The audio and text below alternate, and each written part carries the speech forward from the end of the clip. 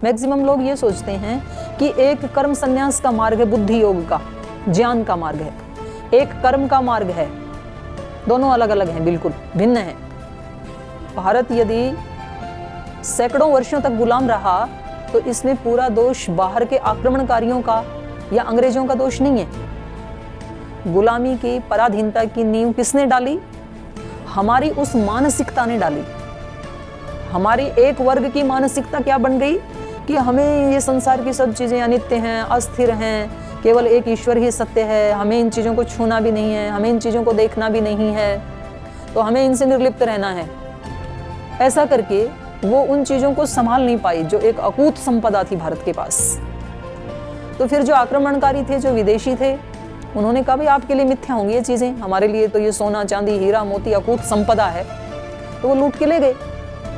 और पहले बैंक का काम हमारे यहाँ मंदिर करते थे, मंदिर मस्जिद गुरुद्वारे, उनमें बहुत संपत्ति रहती थी। एक तो उसको बनाने में ही बहुत संपत्ति होती थी, उसमें कितना सोना चांदी हीरा मोती। तो एक तरह से ये था कि भाई जो भी देश की संपदा है उसको हम किसके पास सुरक्षित रख रहे हैं? ईश्वर के पास। तो मंदिरों में आपने सुना होगा, अभी भी पीछे एक केरला तमिलनाडु में जो मंदिर थे, कितना सोना निकला पद्मनाभ में। ये हमारी बहुत पुरानी एक परंपरा है, ये वहाँ पर रखने की, भगवान के चरणों में रख देते थे। तो सोमनाथ मंदिर को कितनी बार लूटा?